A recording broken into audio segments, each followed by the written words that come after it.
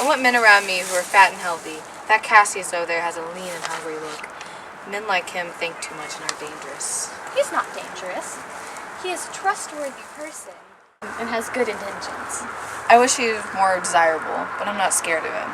Cassius' intentions do worry me. He reads a lot and observes too much. He doesn't watch plays or listen to music. He barely ever smiles, and when he does, it's in a sarcastic way. He's not comfortable when someone ranks higher than him. This makes him very dangerous. Don't fear what I fear, because I'm Caesar and I fear nothing. Now come speak in my good ear. Tell me what you really think of Cassius. You tugged on my cloak. Do you want to talk? Yes, Casca. Tell Cassius and I why Caesar's in such a serious mood. But weren't you with him? If I were there, I wouldn't have to ask you.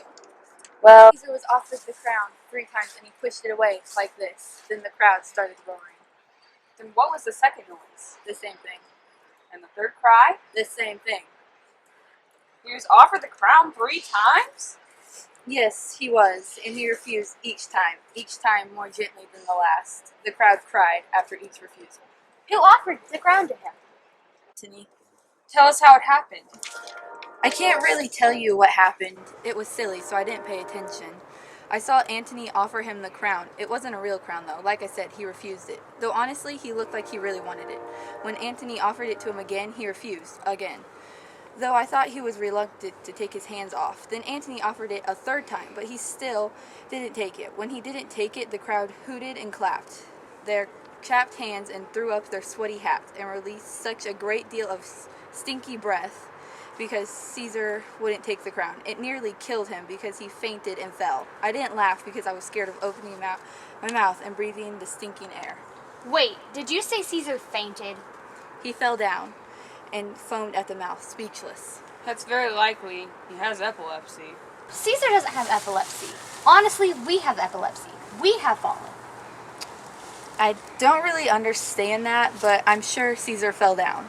The crowd applauded and hissed at him, depending on whether they liked him or not, just like they do with actors in a theater. If not, then I'm a liar. What did he say when he woke up?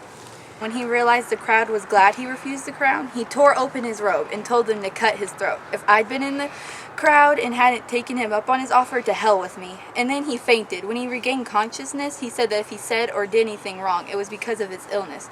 3 or 4 women from the crowd near me cried, "Alas, good soul," and forgave him. But never mind them. If Caesar had stabbed their mothers, they would have forgave him. Then why did he come back looking so stern? Yes. Did Cicero say anything? Yes, he said something in Greek. What did he say? I didn't understand, but those who did smiled and shook their heads. But it was just Greek to me. I can tell you other rumors, though. Marulius and Flavius were put to silence. If I could remember, I'm sure there was foolishness. Will you go to dinner with me tonight, Cassica? No, I'm busy.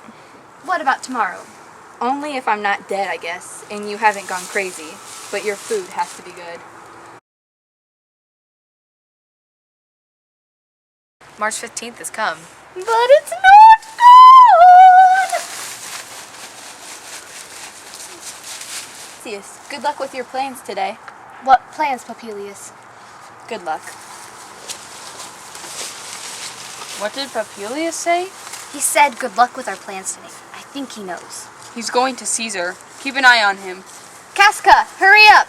We're scared we're going to be stopped. What will we do, Brutus, if people find out they're either Caesar or I will die, because I will kill myself?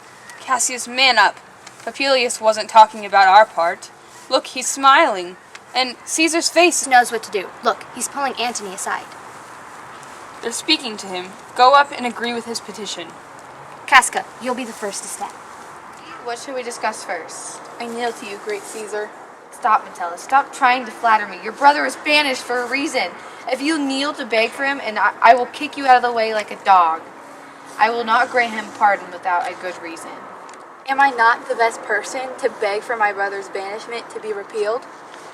Flatter you, Caesar. Please repeal Publius Cimber's banishment immediately. Seriously, even you, Brutus? Pardon him, Caesar. I am begging you to give Publius his citizenship back. If I thought like you, I could probably be convinced. But I will not change my mind. I made my decision.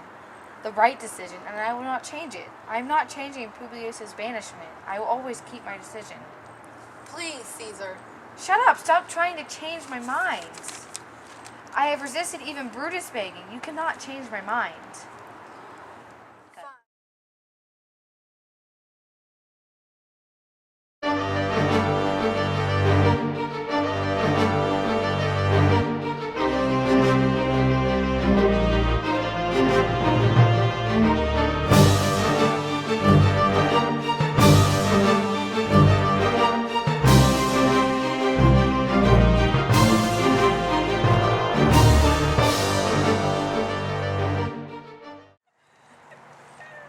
Freedom, run and yell it in the streets. Someone should go yell liberty, freedom, and democracy from the stage.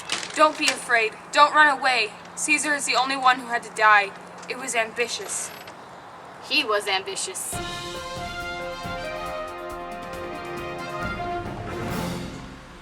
Today, on this very special episode on Rome Weekly, we have a very informative interview about the brutal killing of our ruler, Julius Caesar. Now let's dig and get started.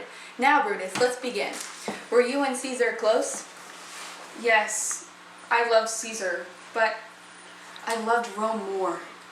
We understand, but why would your love over Rome make you betray Caesar? Well, I believe Caesar was too ambitious. What do you mean by too ambitious? Well, by ambitious,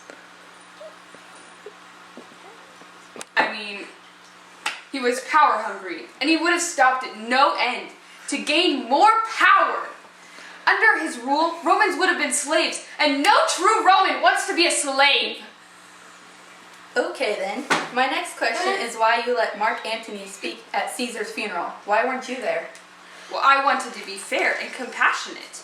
Antony and Caesar were very close. I thought it would have been safe if I let Mark Antony speak to the crowd. Only after I spoke, I had the crowd swayed with my thoughts, and I thought Antony was on our side.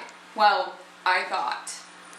Why did you let Cassius talk you into killing Caesar in the first place?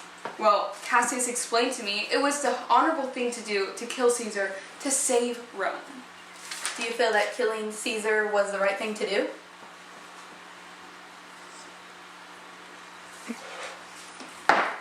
Honestly, I don't know anymore. I'm starting to think it wasn't, but I really don't know. He was an ambitious man, and I just wanted what was best for Rome. I'd like to thank you, Brutus, for answering our questions today. Now back to you, Jill. Our group opinion is we don't think Caesar should have been killed. They had no reason to kill him, and Brutus and Cassius killed him for their own selfish reasons. They had no proof that Caesar was going to be ambitious. They should have let him be ruler for a while. They had no actual evidence as to whether or not he would have been a bad ruler. They had no true evidence that Caesar was going to be a bad ruler. I think they overreacted by killing him so quickly. I think they should have given him a chance to rule before they came to a conclusion that he was a bad ruler.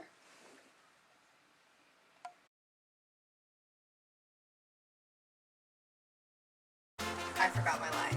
Oh, God. Caesar was off. That worked. Martini! Oh, did you start?